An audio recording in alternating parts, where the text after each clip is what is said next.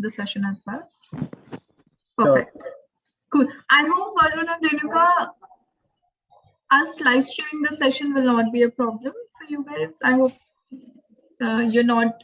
you won't be sharing any confidential data during the presentation. No, we will be sharing some slides, but it's all okay from our end. So that's okay. It's okay to be shared externally. We got our internal approvals already in place for that. Great. Great. So I think we can start now. Yeah. Without any further delay, we'll start the session. So first of all, thank you so much. Thank you everyone in the audience for dialing in for today's session. It is one of the most important session as a part of our AI series that we have initiated at the Incubation Center. So I am Aditi and I look after all the life sciences program here at the Incubation Center of IIT Kanpur. So we are proud that we are one of the oldest technology business incubator of the country, and we are supporting over 100 startups at the moment, and almost 80% of them are into deep tech.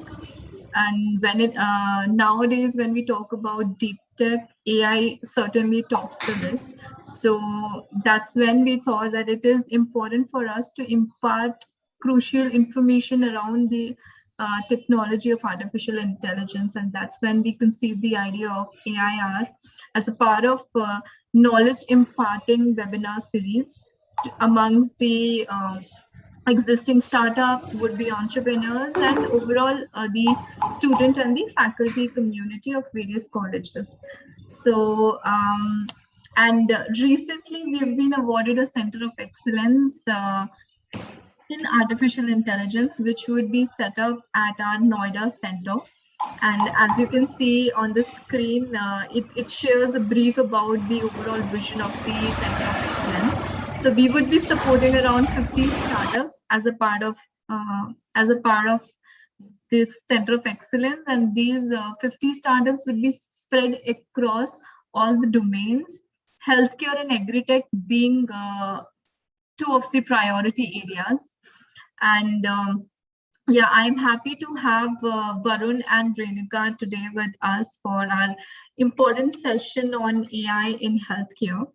So Varun and Renuka, welcome to the session, and thank you so much for sparing your crucial time and being a part of this webinar. Thanks a lot for that. Thanks a lot for the invitation. Super excited to be here. Yeah. So yes, same here. Thank you so much for having us, and we are excited to be here. Thank you.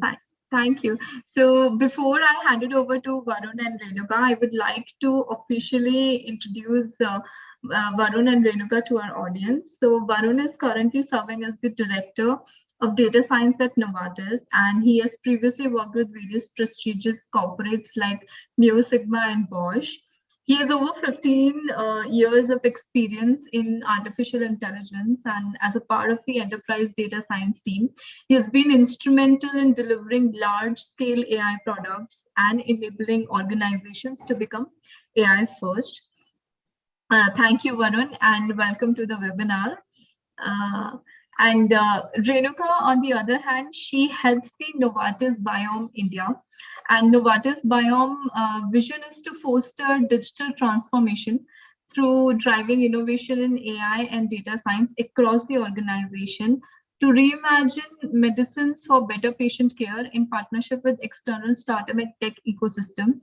And Renuka comes with over 21 years of experience working with various MNCs, including Oracle, Cisco, GE, and across the globe, including India, US, Europe, and Latin America. And Renuka wears multiple hats of being an inclusive leader, a startup founder, and an investor herself. She's played a key role in building platforms to facilitate growth and grew the company from scratch to enable multiple functions and the team. She's a startup mentor and investor at IIIT Hyderabad Seed Fund and Hyderabad's Angel Investment Group. And her startup is Arohan, which is driving programs in EI and AI. And she's been an investor as well as mentor to various startups.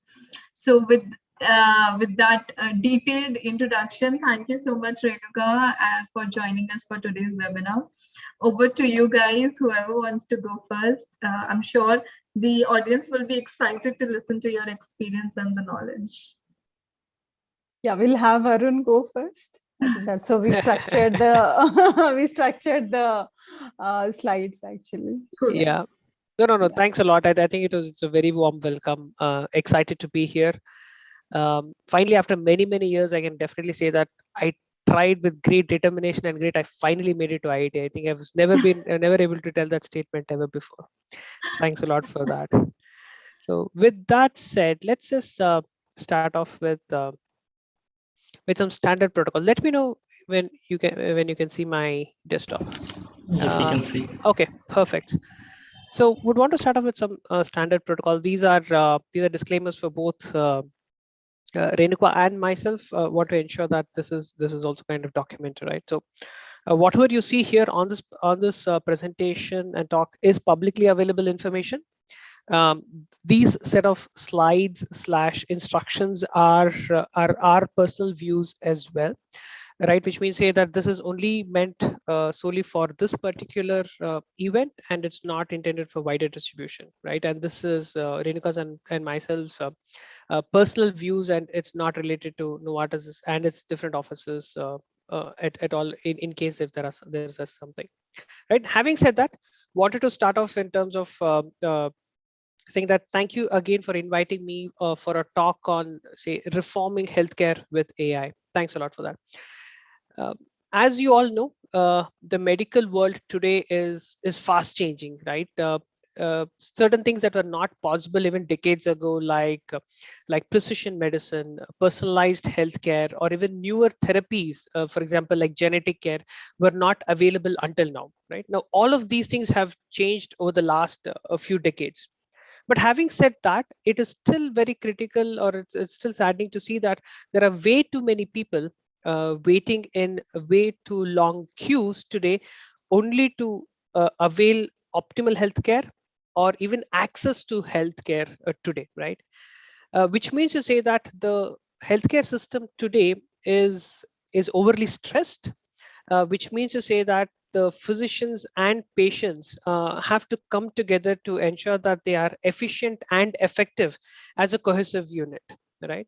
With data, which Andrew Ng calls it as the new electricity. I think it is the right time for all of us to come in and ensure that AI is kind of entrenched within the DNA of healthcare ecosystem completely, right?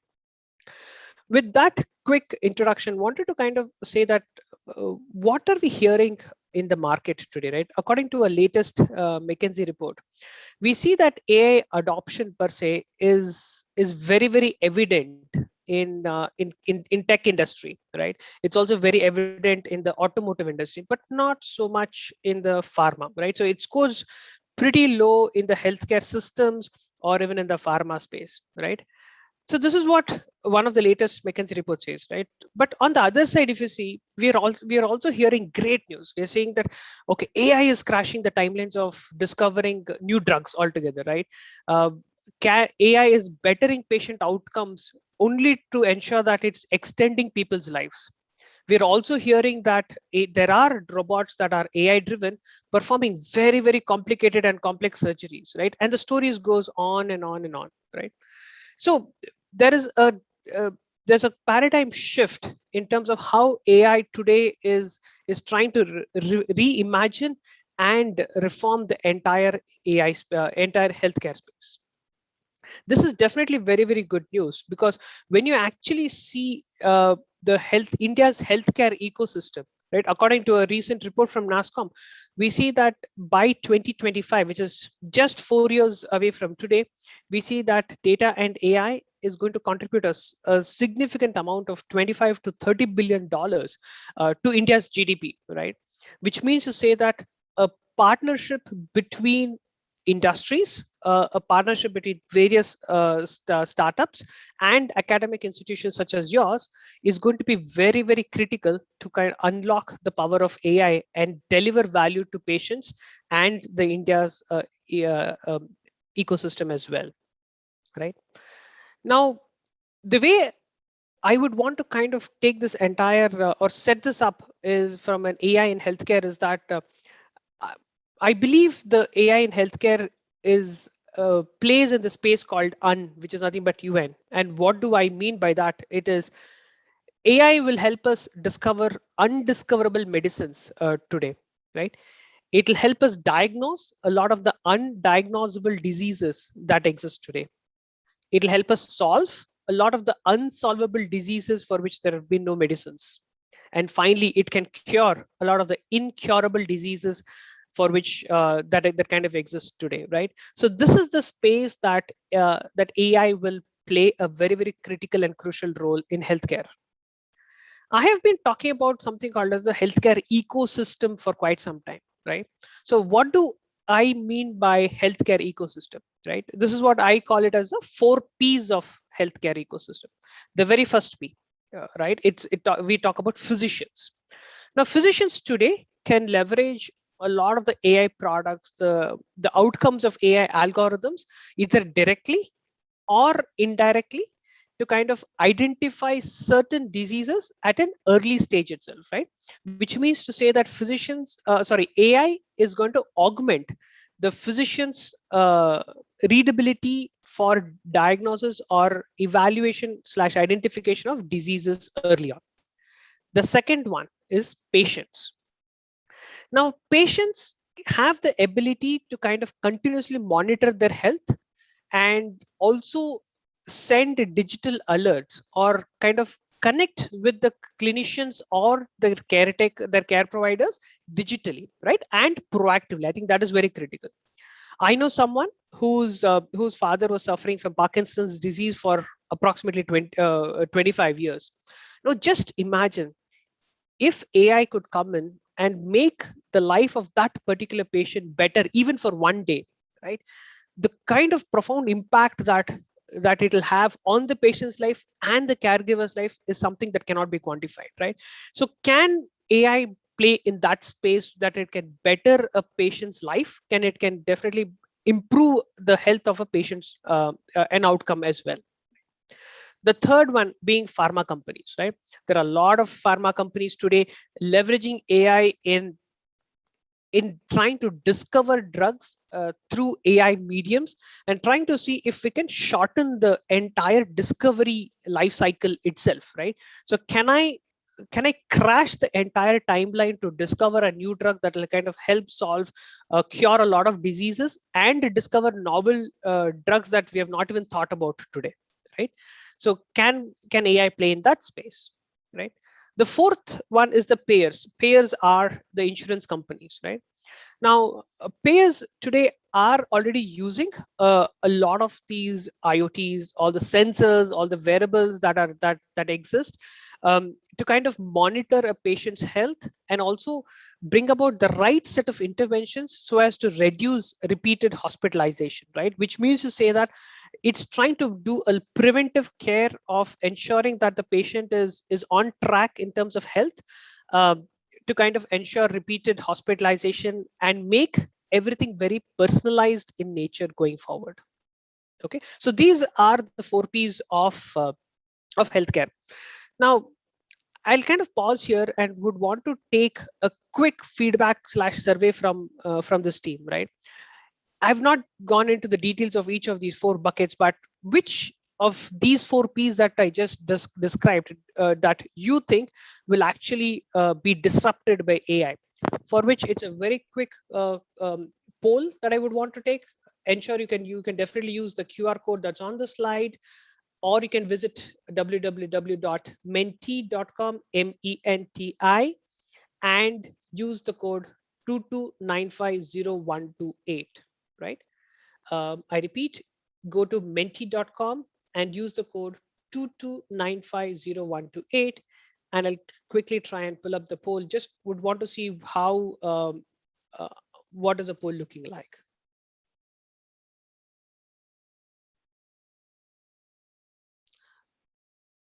Jatin, quick question. Can you see my other screen or it's still the PPT? No, it is still the PowerPoint. Got it. Let me kind of share that and ensure that you have the.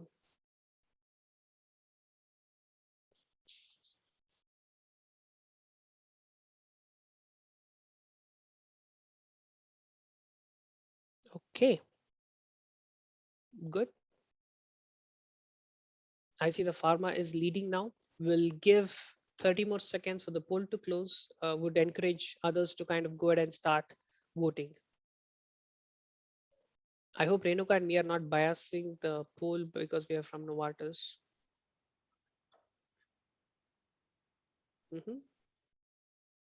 Patient, pharma. We have 17 responses. 18. Oh wow. Good.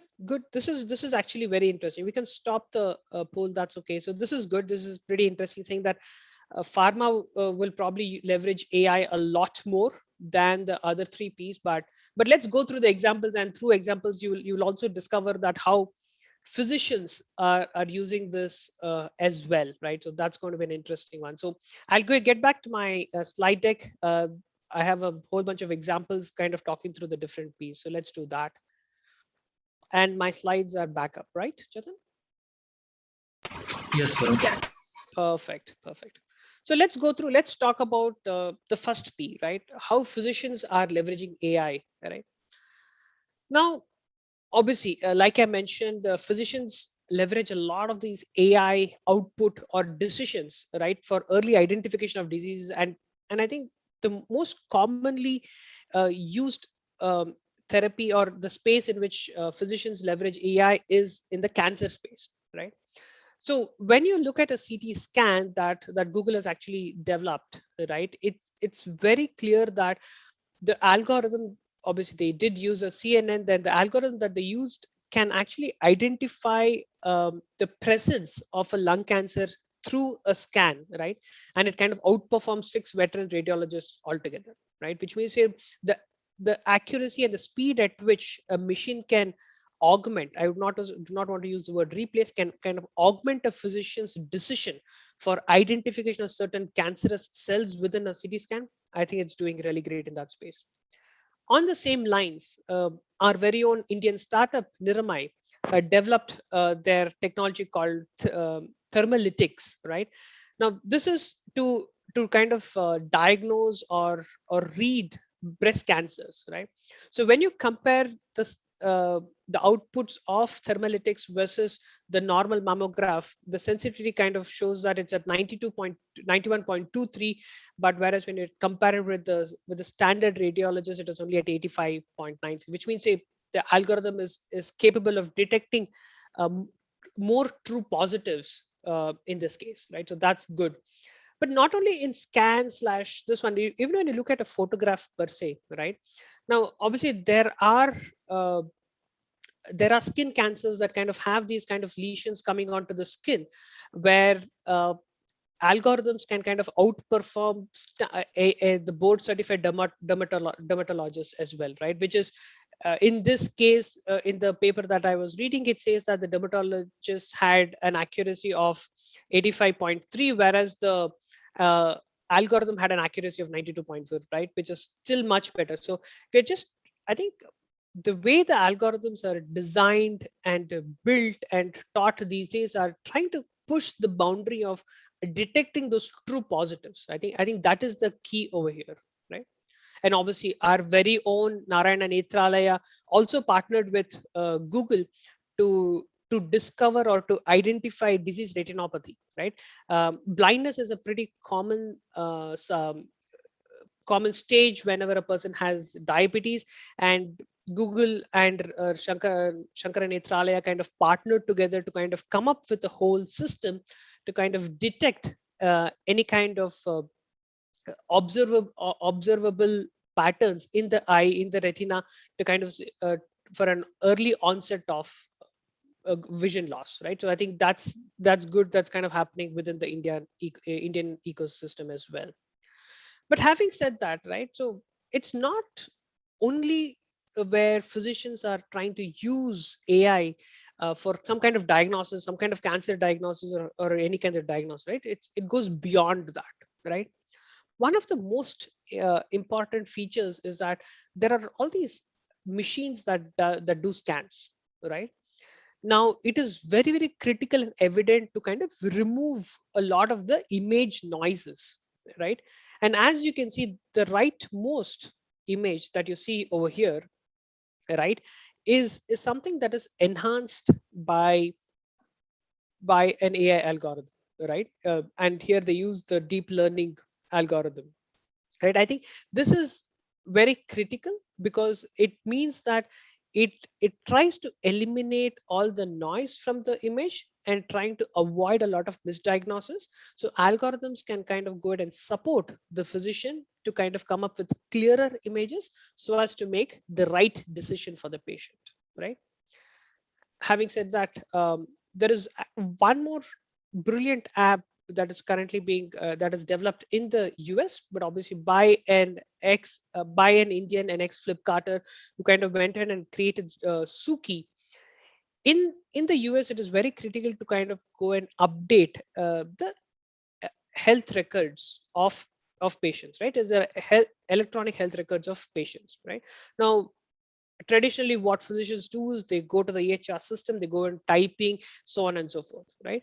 But what they built is a very smart conversational AI that kind of helps reduce the entire EHR operational update by 76%, right? So 76% of the time can be actually taken away from the physician's activity of recording and kind of redeploy that to serve more patients. That is what this kind of conversational AI has done for physicians, right? Now, these are just some of the examples where physicians leverage AI, right? Now, let's look at patients. Now, patients are also benefiting from AI primarily in real time to kind of manage their current health, right? And what do we mean by that, right? So a lot of elderly people, a lot of patients require constant um, constant availability of a nurse, right? So there are apps like Sensely that kind of have something called as an AI nurse, which means to say that there is always a nurse available in the form of a bot that's available 24/7 that helps answer very quick queries like, I have taken this pill, I'm having the side effect, is it okay, right? It also does a lot of performance it also does a lot of wellness checks going in sense that, did you do this activity, did you take this medicine, right? And it also helps to educate the patient, trying to say that what is the disease all about, what are the side effects that you might have taking a particular drug, how do you kind of mitigate it, right? So there's constant connect between the patient and the medical care that only makes the patient aware to ensure that the patient takes medications at the right time and help the patient manage one's disease, right? So that's AI nurse. Obviously, who can forget the classic Apple Watch, which is an FDA approved ECG app that kind of records our fibrillation and alerts or even transmits the entire data in a PDF format back to the clinician to kind of alert them in case of any readings that the clinician might be interested in, right? So this is one of the classic examples of how AI is being used in real time for where patients are monitoring their health. Likewise, a patient adherence to drug, right, is a very, very critical problem, which means to say that a patient does not fulfill the entire course of medication. The patient might miss medication on a regular basis, right? So Groove Health RX came up a very innovative idea, trying to see how they can connect with patient, very similar to the AI nurse, but the focus here is more in terms of ensure that it delivers these small nudges and especially personalized and targeted nudges to the patients to ensure that they do not forget taking a medication, right? Which means to say that adherence is met. That only if adherence is met, it is the patient can actually manage the disease. So it is critical for a patient to fulfill their entire quota of so-called prescriptions, right? So that is what Groove Health RX tries to do.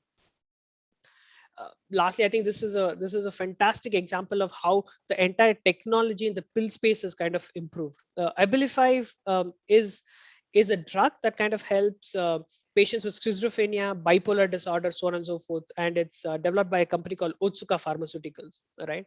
What they did is they came up with a smart pill, right? Which means it has a pill that can be swallowed along with the tablet, right? Which means that the pill is embedded within the tablet itself, right?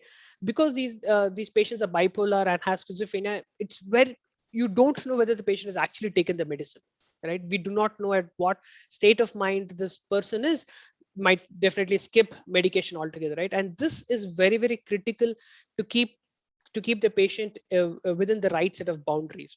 So hence they created a smart pill with a sensor in it, so that the the physician knows exactly when the patient has taken the medicine, right? So the patient swallows it, it's a digestible pill, the sensor kind of comes out, and then the patient also has a patch where the sensor talks to, and that the patch talks to an app on the phone, and thereby the entire support system for the patient is kind of created along with the caregiver, right? So it's one of the best examples of how adherence for a patient with bipolar disorder, schizophrenia is kind of managed. Let's talk about pharma companies, right? So there are a lot of pharma companies that try to have tie-ups with a lot of startups and a lot of companies in the AI space, primarily to kind of see how can they shorten um, the time to drug discovery, right? The very first example is, this is something very similar to the holy grail of pharma, right? How can you visualize a protein structure from the amino acid sequence, right? So there is an algorithm that DeepMind actually developed called AlphaFold, right? It has the ability to accurately predict what will be the structure of the protein within our body, that will kind of see that, okay, if this is a structure of the protein, what kind of drug, what kind of molecule can actually go and fuse with the protein to change the protein structure and deliver the right medicine, right? So this is a very, very fascinating space for a lot of companies these days, right? The reason why the structure is so critical is that once you're able to visualize the structure of the protein, it helps accelerate the entire effort of kind of building a new drug, or even discovering an altogether new drug, or kind of see how a current drug can be repurposed for such a kind of protein that causes so many diseases within a body, and see that how can this protein be transitioned to a phase where it's no more dangerous to the patient or the human being, right? So it's one of a very, very exciting area in the drug discovery space right now. With that, see, there are also a lot of work going on in generative chemistry area, right? So what do we mean by generative chemistry is that you have a whole bunch of billions and billions of records of all chemically available compounds and molecules that exist within space, right? Now, how can you start to narrow down the right set of, or the right group of molecules that you would actually want to target, to kind of go ahead and see what are those group of molecules that will help me solve for a particular type of disease, right? It could be in the cardiovascular space, it could be in the MS space, it could be in any kind of oncology space, right? What kind of molecule do I actually scan and say that, okay, these are the class of molecules that I need to kind of ensure that I'm able to solve for a particular kind of diseases, right? Which means to say that the time, rather than starting up with a whiteboard trying to draw the structure altogether, an algorithm already does that, scans through it, maps it, and says, okay, here are your set. Now start developing the drug, right? Which means it's helping me reduce that entire space of hunting for a particular kind of molecule. On similar lines, there's one more area where we also see that of all the drugs that exist today, scan through everything that's been approved until now, learn their chemical structure, and see these are the type of diseases that exist today. How can you build a correlation to the biological impact of a particular class of drugs to a class of disease, right? So can I repurpose the already existing drugs in the market to kind of repurpose them to solve for a particular kind of disease, right? So that I can design a clinical trial around it, repurpose the drug, and still deliver value rather than discovering right from the beginning, right? So such kind of work is what a lot of the pharma companies are doing, right? I would want to highlight that it's not only Novartis, we have Pfizer, Roche, Bayer, Sanofi, Takeda, Eli Lilly, Johnson, AstraZeneca. All the big names that you see actually have some sort of partnership with some company in the AI ML space, trying to solve for any kind of drug discovery, any kind of protein folding kind of problem, any kind of generative chemistry. All these kinds of problems are being solved through a through a partnership with a lot of companies in the market, right? The last one is payers, right? So these this is nothing but the insurance companies that we were talking about, right? So there is a company called Jan Hancock, right? What they do is they try to figure out how can I make a patient outcome better, right? What they say is while you're taking the insurance plan or the plan that's necessary for you, we would also encourage you to have a particular fitness tracker, right? So that we monitor uh, your vitals, we monitor how active you are. We will also send you some customized meal plan so that we know you will be taking it. So thereby they're trying to manage the health of a person who's enrolled into that particular health plan altogether, right? The reason why they do it is very simple, right? Because if they're able to manage the health, the number of unwanted claims that will come up will be reduced, right? Which means that there's a significant amount of dollar savings with unwanted claims, not the necessary ones. All the unwanted claims you can save on, right? So this is the way they're trying to manage health of somebody who's enrolled, right? May not be a patient altogether. Finally, what they're also trying to do is that they're trying to personalize a particular health plan for a particular individual, right? Which means to say that they kind of build a kind of a risk profile in the, like in the financial sector, they build a risk profile, whether you have the ability to pay back loans. They kind of build a risk profile in terms of health for a particular individual based on behavior, uh, based on your past fitness trackers, based on how active you are, what are your history, right? To kind of take all of this information and build a risk profile and ensure that you're able to customize the insurance plan for you, right? Which means that you will no more go into into a BCBS and ask for, okay, I want plan X, right? So you will say that I am Varun. This is how active I am, or these are the diseases that I know, and they will give me a customized plan so that I pay for only what I want, right? And it's not going to be a generic one. So they're moving into that area as well. Lastly, they're also doing a lot of operational ways in terms of trying to see how can I prevent any kind of fraudulent claims, right? So in the US alone, every year the fraud in terms of health claims amounts to close to $30 billion, right? So Highmark started to create an entire algorithm that something as something very similar to an outlier detection that kind of helps you detect certain unusual claims and help reduce all the fraudulent claims. And they're able to save close to $260 million only through an AI algorithm that kind of detects these claims, right? Which is a significant amount of savings at the end of the day. Now, today, when you look at healthcare, right, I did go through a lot of examples. You would have learned some. But as you see, this entire ecosystem of healthcare is kind of changing, right? When we mean changing, it means that there are newer data that's kind of coming in.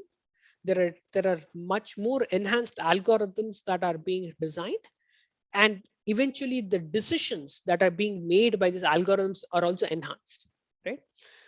For example, when you look at the social media data, sorry, when you look at data, there are data coming from social media. Patients will kind of post in terms of how they're feeling after taking a particular drug, what is the side effects, so on and so forth. So a lot of information about a particular onset of a disease, onset of how a caretaker is feeling. A lot of this data is available on social media, which can be mined.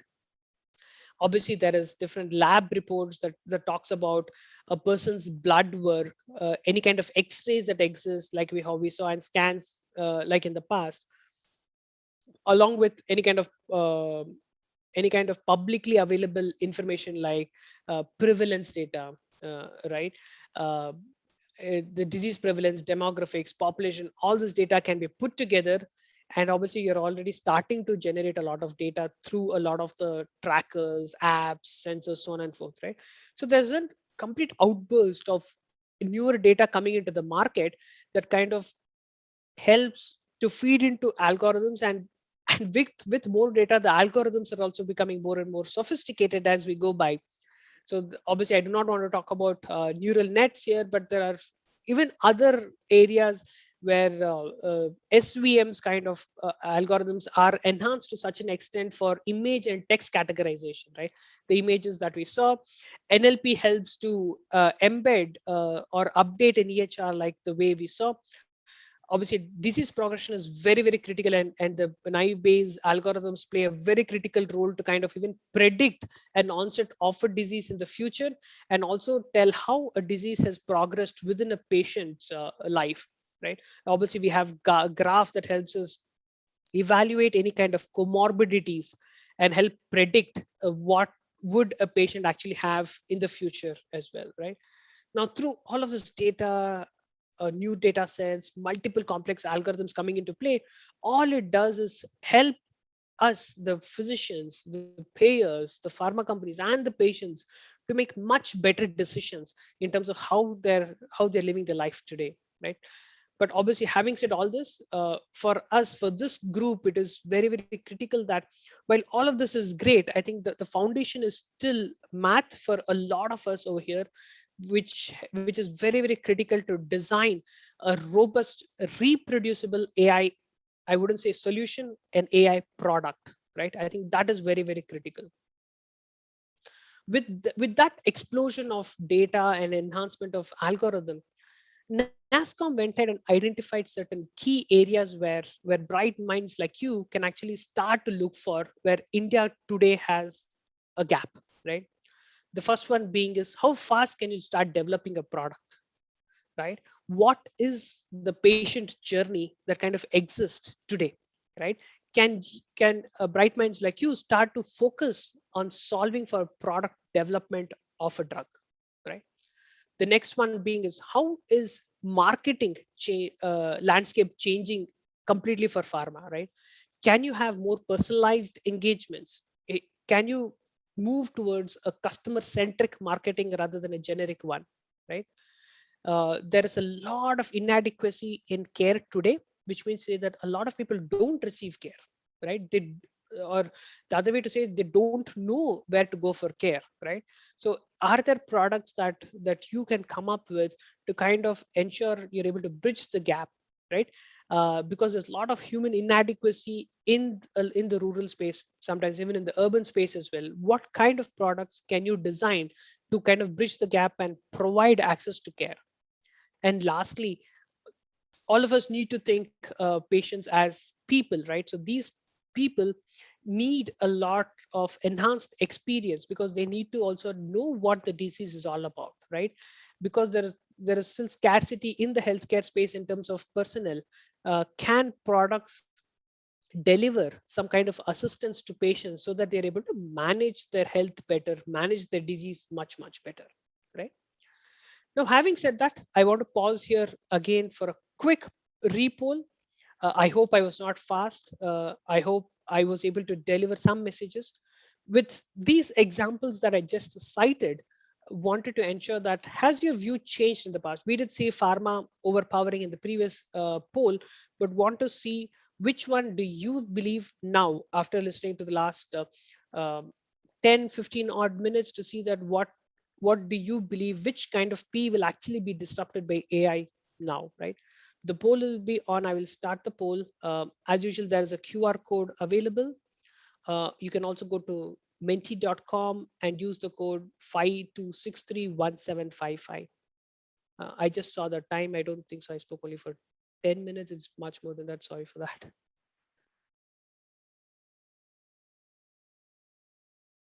Just a second.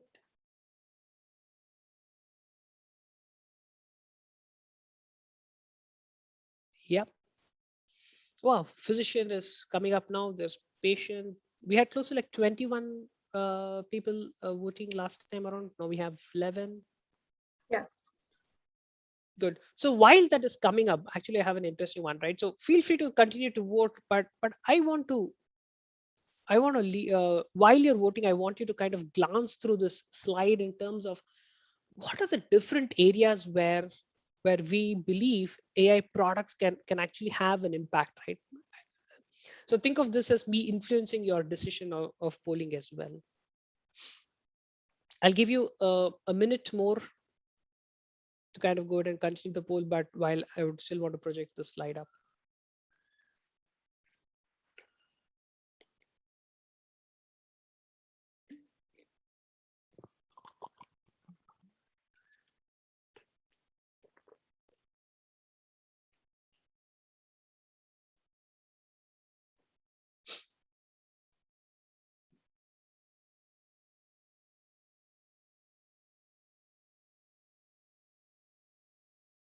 Good. Let's just quickly go to the poll.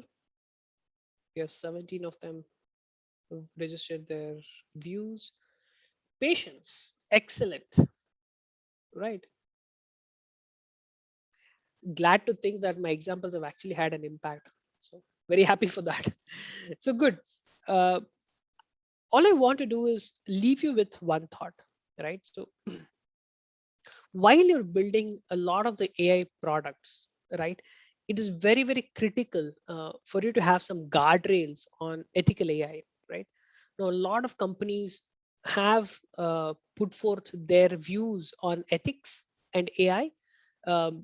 I just would want to ensure that you have certain guardrails built into the products in the companies that you're coming up with, starting up, to have these guardrails and ensure that there is sufficient ethics and ethics in the AI products that you kind of built in, right? So I would want to leave you with a story before I hand it off to Renuka. And it's a pretty recent one that we have heard of, right? Of COVID. Now, all of you know what happened in the first wave of COVID in UK, right? So the UK government wanted to come up with herd immunity, right? So a lot of models were built before which they came up with the herd immunity strategy, right? So what actually happened was when they built the entire model, they did not consider the population that existed in care homes, right? And all of us know what happened to our elderly population across the globe, uh, that they were the most hit population, and mortality rate actually shot through the roof for elderly people, right? So which means to say that there was a bias already built into the model in which UK had come up with, would want to ensure that any kind of biases that you would be, so any kind of products that you would be building, ensure that we don't have biases in the model, because the decisions will be used in real time for our patients, right? I would pause here and hand it off to Renuka. Renuka, over to you. Thank you, Varun. I think you've really very clearly showcased the opportunity that exists in healthcare for digital, transformation and innovation, and in various sectors within the healthcare. I think that makes it logically for me to share the story of maybe from the Novartis Pharma perspective. And before I start, thank you so much, Aditi, Chetin, and it's always a pleasure to interact with the students. It's not that we are sharing some knowledge, there's so much out there, and there's so much we gain out of these interactions, and especially the energy that everyone brings onto the table is infectious. And before I start on, I just want to give a context around how Varun has mentioned about helping with the molecular discovery, or the drug discovery, and identifying the right molecule, and understanding the structure of the protein. That is extremely very relevant to the core of Novartis business, or maybe any pharma business, right? And when you look at what is the role that AI is playing, is around how we want to enable scale of digital transformation, especially if you look at the way AI is helping. It is helping you with maybe accuracy, as you have seen in the examples, and it is helping you with understanding how fast, because traditionally we take around 10 to 12 years of the time to discover a drug. But then, as Varun mentioned, if we look at some of the possibilities of using AI and we fast track that molecular discovery, there's a huge possibility to bring the drugs or the solutions or the healthcare products into the market at a faster pace. And imagine how it would improve the lives of the patients when we bring something into the market ahead of time, right? And definitely the cost. And most of the times, I think you understand that if you have to do a manual scan of maybe a fundus image or a retina scan, etc. First of all, yes, accuracy could be one thing to handle, but also, the time it would take and and then that links into the cost that it would incur, right? So looking at from the speed or the accuracy or the cost point of view, this helps. I mean, AI and overall data science, definitely helps us in um, handling this digital transformation at scale, so that we can build something which could help the corporates or the companies to work on some of these elements, and then industrialize the innovation across geographies or within the organization. And for that, for AI algorithms to work, as you've heard, data plays a key role. And the data, we are talking about three aspects of data. It's a variety of the data that gets generated. It's like, videos or images or the text. And now I think it has become more and more complex over time, right? And then the volume of the data that is getting generated and how you want to handle that, as well as, how fast you can bring some a method to that madness and bring some insights out of that. So all these aspects are extremely important for us to handle. And then how does this play into Novartis story?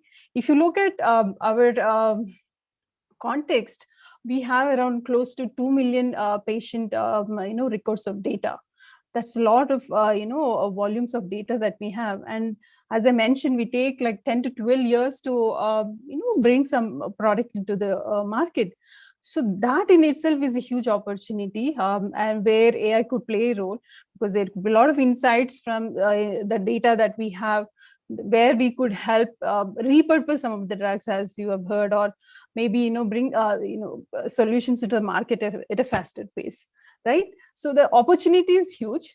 And definitely, if you look at if pharma companies, and especially Novartis, we do realize that this is the way to go. But at the same time, as our CEO mentions, we are humble enough, and maybe we have the foot on the ground saying that yes, this is something we cannot solve it alone, right? Because traditionally we are a pharma company, and our core competence is drug discovery or molecular discovery. So we understand that there is huge talent out there, where we want to partner with startups in the ecosystem and co-create solutions. Because for us to build something, especially in AI or data science, you are looking at the data which as a pharma company we bring to the table, and we're counting on the external tech partners and the startups to bring the technology piece, because the combination of these two helps produce those solutions, right? And for that, and that is the core. Can we go to the next slide? And to address that, we have launched something called Biome. It is a global framework where we focus on driving digital transformation and innovation through AI and data science, and definitely reimagining medicines in partnership with the external startup ecosystem. And this is a global network, and it has been growing. We launched 2 years ago, and you can see that he's our CEO, and who came to India and has done the launch. And we have had similar launches across the globe. What it reflects is that we are positioning ourselves to see how we could partner with the external ecosystem to co-create these solutions, and also if something works in a particular region, there is a huge possibility for us to scale across other regions, and that is how the network is built. And if you look at the slide, I mean, on the right to the side, you see that there are so many hubs across the globe, and some are still in the process, and it's growing year over year. So this just shows our commitment, and I'm sure this is a story across all the pharma companies, because when we are part of some of those external industry events, we see similar initiatives from across other pharma industry, or maybe other healthcare companies actually, right? And in order for you to position yourself, can you go to the next slide? Yeah, and for our biome story to be successful, we definitely know that the partnership is between the industry, which is companies like Novartis, as well as the startups, and there are some maybe framework enablements that needs to be adhered to, which I'll cover in the next slide. But before that, I thought these are few aspects that I want to highlight, because when I heard from Jatin about some of the programs you run, entrepreneurship in-house programs and all the early stage startups that you have as part of your eCell, I thought this could be relevant. So this slide specifically is a lot my personal opinion, where I am trying to share from the experiences I had before joining my current role. Right. And this could help you. No, go to the previous slide on. Yeah, this could help you maybe focus on what to focus on, especially while you have started, you're working on your company. And first thing I want to highlight is that, most of the times we start on a company with personal passion. Somewhere you get moved by a problem that is in hand, or something that impacts you personally, and then you want to go about solving it. And I always feel that personal passion and the fire in the belly is extremely important, because that is the one that helps you sustain any hurdles in your journey. Because I've been an entrepreneur myself, it's not an easy easy journey. It sounds very rosy, but it's very tough. But that also makes you a stronger person as well. And once you know that this is a problem area that you've identified through your personal journey, you should also look at how you want to make it an objective approach as well, because you need to assess the need, whether there are enough paying customers in the market to ensure that you have a opportunity to have a scalable solution in place. Because until unless you assess that, and until unless you have somebody putting money on the table and saying, okay, I'm going to buy this, even sometimes you could do the lead generation before even you build the products. I've seen that just shows that there is a demand for that particular product or a solution, right? And in order for you to do that, you need to ensure that you experiment, and there is no other way. Identify the product that you want to focus on, or the focus area that you want to look at it, and try it. And for that, you need to apply some of the methodologies. And the best one I could always recall is the lean startup methodology, where you define a smaller scope, you build a particular product, and then go to your customers, get the understand whether there is enough acceptance, get the feedback, and incorporate that back into your product, as well as continue the cycle till you get the perfect product in place. Because in the first take, I think it is extremely difficult to just understand what exactly is the expectation, and this should be an iterative cycle till you really hit the perfect product. And for that, while you are building, you'll always have a question around, okay, do I need to get funding in place, or do I need to get enough mentorship in place?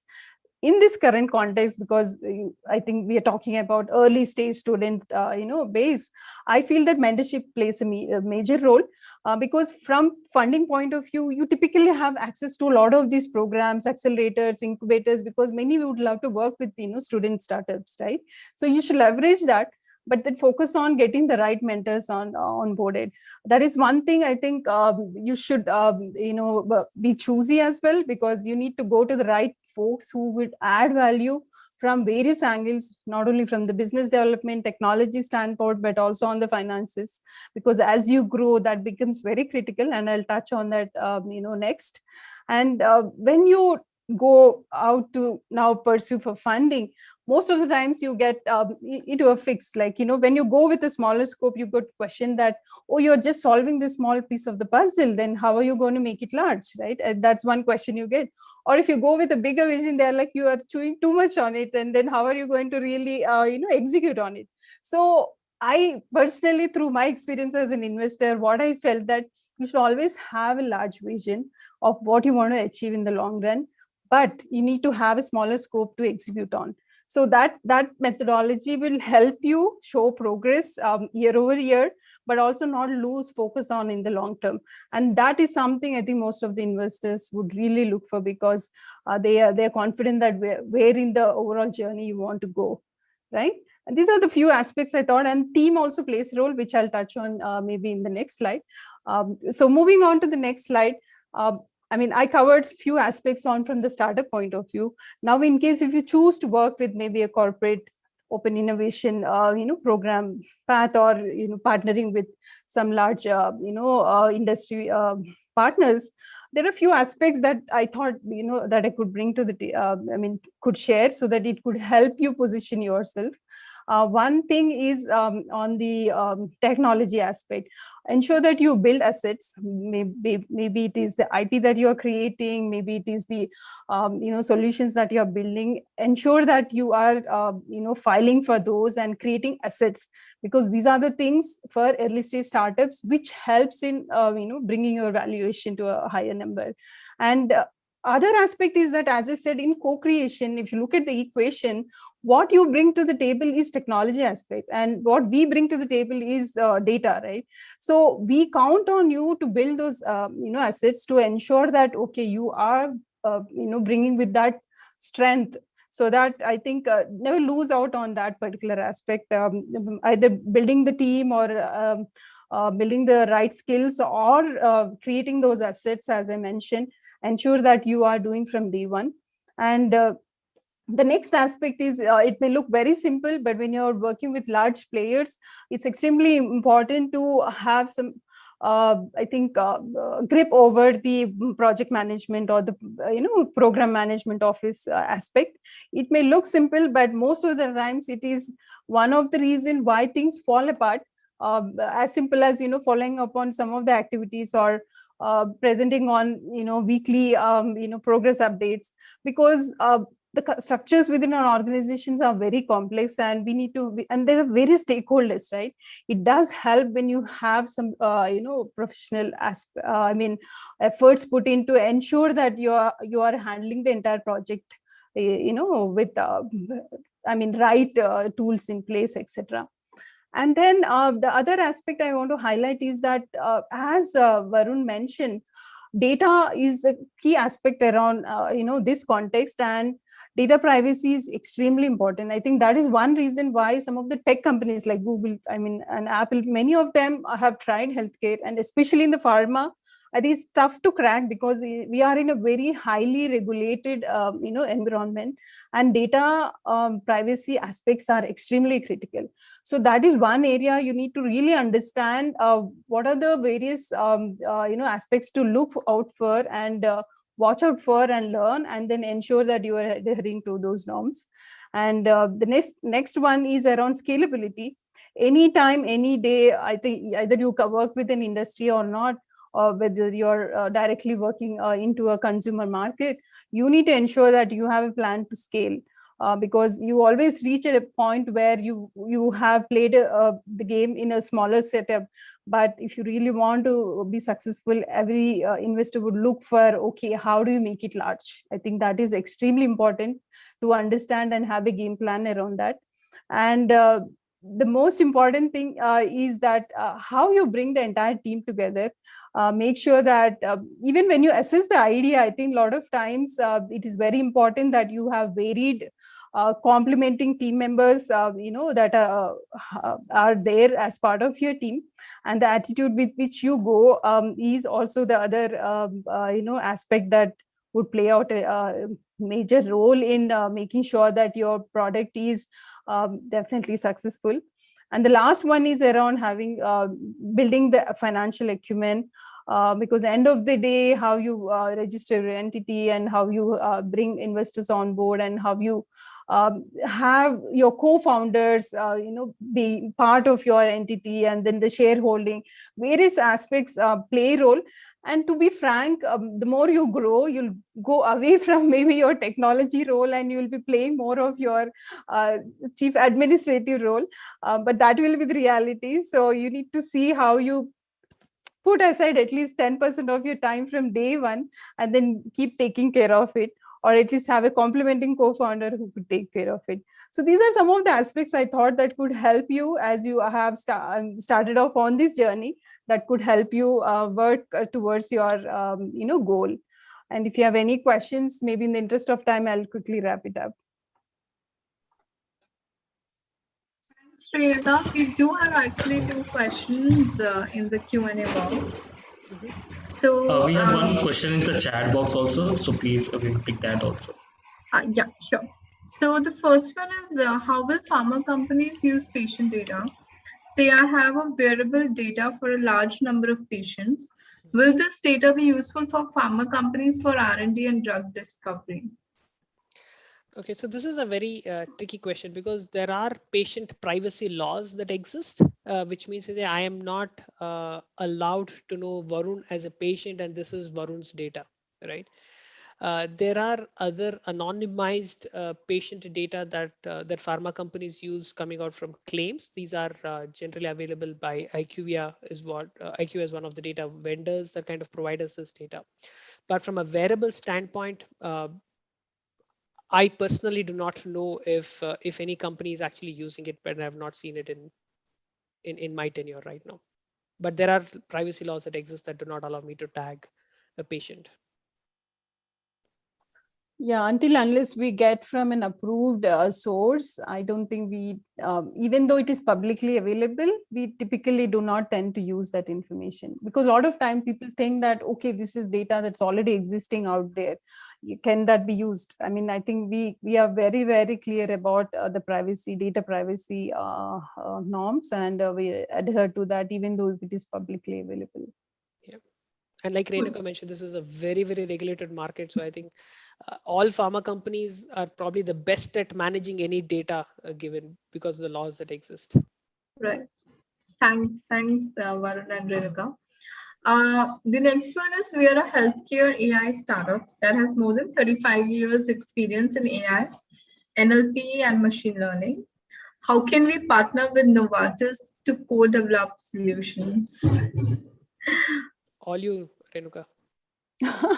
Yeah, I mean, so see here, one thing is definitely we love to work with the startups and the companies out there in the tech ecosystem to co-create solutions that is in line with our business fitment and the business requirement. So we do share some of the use cases out on our website, where we just showed, the link to Biome website, and we have the regional hubs sharing the requirements, as well as at the global level also we do have. So you could explore that. And whenever we have, any requirements, we also use some of the register partners to do the outreach and then share with the external ecosystem. And specifically, I don't know the context of which particular vertical this particular startup is working on. So it is difficult to, comment on how we could, work. Yeah, but it is purely driven through the fitment, because we have like 5 BUs and all the requirements that come through are through those, channels specifically. Sure. So maybe whoever posted that question, you can get in touch with me. I will share my email ID, and if you could, share a 1-pager or concept note about your startup, then I can pass it on to Renuka and she can have a look at it and maybe figure out a way to collaborate. Yes, that will be awesome, because we do have a digital brain, which is a repository of all the possible, potential vendors, where we collate our, records into that, and all the regional hubs, kind of pull together the information into that for a reference for across the company access. So you could share it, and we could definitely see what could be done. So we have one more question. How AI can be leveraged in pharmaceutical manufacturing organizations? in pharmaceutical manufacturing. Yep. Okay, so let me share my screen again. There was one slide that I had showcased. Just give me a minute. Right. I hope you can see my screen now. Mhm. Right. So there is this place where I had actually pointed out, right? So uh, uh, there are areas in the farm and the manufacturing setup. When you look at manufacturing, I think there is some gap there. I think I missed checking that. But whenever you look at manufacturing, right, um, there is definitely a lot of yield optimization kind of work that many of the companies do, which means to say that when a particular drug is being developed, when the protein needs to be cultured, right, or when the drug needs to be cultured, there's a certain time, a certain temperature, a certain humidity is required to ensure that the culture is complete, right? Which means to say that what is the best yield that you can actually get for such a kind of a setup, right? There are a lot of studies that gone about it trying to say that because it does take X number of hours for it to grow, right? But are there areas where that X can be reduced to even X minus one would be a significant impact in the manufacturing process. So a lot of yield optimization kind of work actually happens there. Okay, so the Also to next question add, that, yeah, Yeah, sorry, Renuka, go ahead, please. Ranaka. no, also to add to what Varun mentioned, on the logistics and supplier management, also there's a huge volumes of data, and most of the times over the years that gets very much unstructured and distributed. And standardization of those, I think, material specifications is one other area which is a kind of a baseline towards standardizing your vendor information, right? And there are very I mean, there are a lot of startups, because we also work with our NTO business, where they're looking at standardizing the SOPs and operational procedures, and where they're looking at how they could use video analytics to see if any of the blue collar worker has broken any of the SOP norm, and then instantly create a ticket for it to be addressed, rather than having like manual inspection of some of those day-to-day operational activities. That is one example that just came to my mind. Correct. And if you want to go all out, right, in terms of what is the future going to look like, just imagine if Varun is a patient, right? If you can improve my experience through personalized packing, can I get a pill pack that will ensure that I have adherence? That is very personalized to me. Is that a possibility? That's in the future space, right? But obviously there are a lot of standard manufacturing deviations that you can reduce, especially reliability of packaging also can be improved a lot. So these are some of the areas that we would also want to think about. Jatin, please. Okay, yeah. The next question that we have is from Dharambir. The question is how AI can discover new medicines. Okay. Or maybe it Varun, is you can how take AI, that. yeah, He yeah, did yeah. he did He discuss did this. cover that, Yeah. yes. So I think as part of audience, I just want to ensure that I give like a 30-second view. So AI can actually help you reduce time to discover certain chemical structures, certain molecular structures, reduce the time of the discovery, so that you're able to get to a set of molecules that will help you match to the set of disease or the biological impact of to a particular disease, right? That's the way it does. For more information, you can definitely read on how AlphaFold as an algorithm came into existence, and why AlphaFold is so critical from a protein structure standpoint. That should give you more information. Okay, so we have one more question in the Q&A session. It's from Ritik. How can we use AI in psychology as mental health is part of healthcare? I have some idea about Autobots, but I think it is easily biased.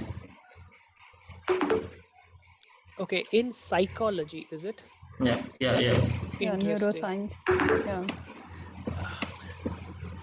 So we Uh, do have, mhm. maybe I'll just take a quick Sure. take on it, Varun. We do have, I mean, vertical within our global drug development team called neuroscience, where, I mean, neuroscience vertical is extremely critical, and we've just started a digital journey around establishing the 5-year strategy.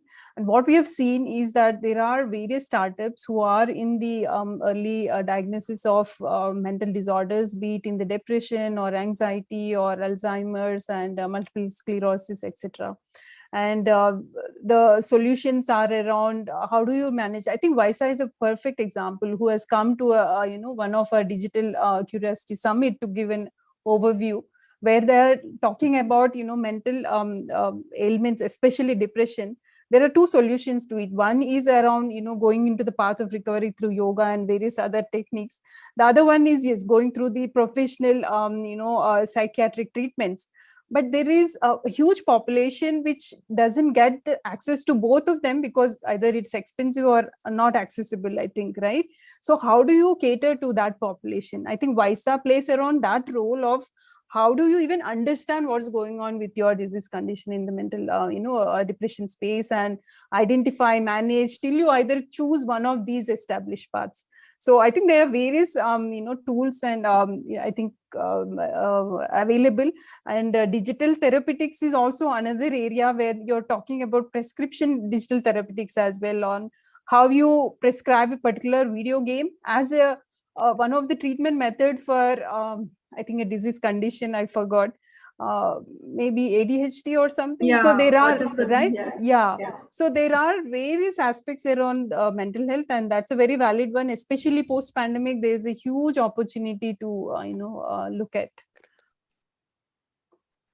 Okay, maybe in the interest of time, Jatin, this is the final question, and after that we close the session. We have trying to develop AI-based medical device, but can't find enough data because of privacy. How can we go further to collect more data and train our device? Okay. So this is an interesting one, right? But see, privacy laws do exist for certain reasons, but it again depends on what are you trying to develop, right? For example, if you're trying to develop a solution or a product around the cancer space, I think there's a whole lot of open data that's available that'll help you build your models, right, on scans, and that you can definitely work with cancer.org. But again, these are data sets and scans that are available for the US market, right? So that's where the realm of data biasness comes into the picture when you would want to redeploy the same model for a different ethnicity. So I would say be careful with that. The second one I would highly recommend is that see how you can actually fine tune your model with limited data, right? And the reason why I say that is, even as Novartis, it does not mean that we have all the possible data and everything that's available for us to build models. There is scarcity of data for the need that even we have, but there are ways for you to address the scarcity and the biases in the data to yet deliver the right solution for our patients. So I would say go both ways. It would be my recommendation here. And to add to what Varun mentioned, there are two other sources which could be explored. One is on the academic side. I think there is a lot of research happens in the academic institutions, and based on the area of interest, you should tap into their publicly available data, which they do publish actually for experimentation. And the second one is, as I mentioned, like companies like Novartis, we are very interested in co-creation, and what we contribute to the equation is the data, right? So when you are building something, you need to be very clear about who is your customer that you want to target, and then find the source of data through which you can test further those solutions. I think that can help you bridge the gap. Otherwise, for co-creation, it is difficult just to do it in a standalone way.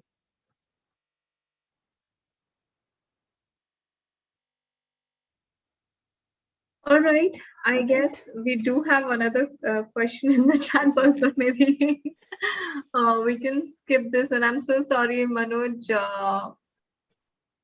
Yeah, I mean, well, maybe I'll take it up. Quickly take it that. Just the last one. That's yeah, okay. just the last one. Yeah, this is the final one. So sure. Manoj wants to know how right, I think by right, he means how correct would it be to depend on AI results alone in the near future? Would it be possible to replace clinical tests?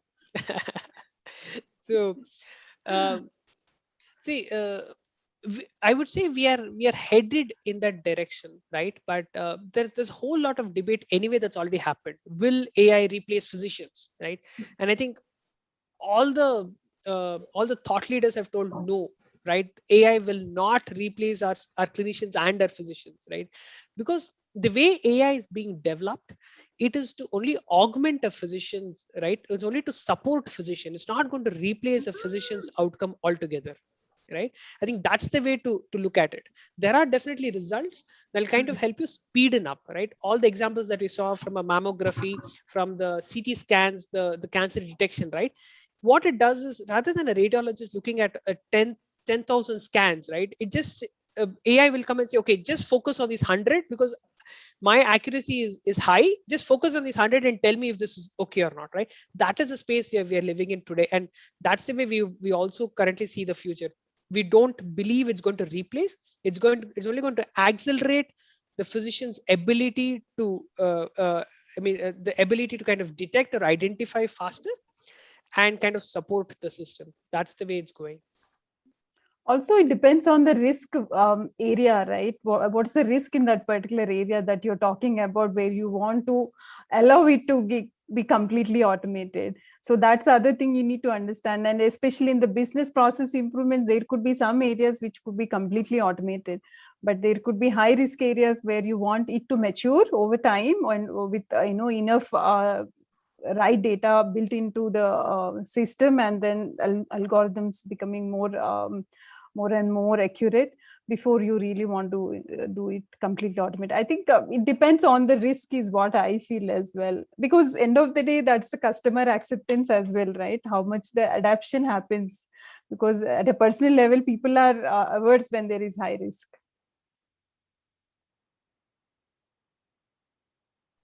Great. Okay. Thank you, Varun and Renuka. With this, we come to the end of the webinar.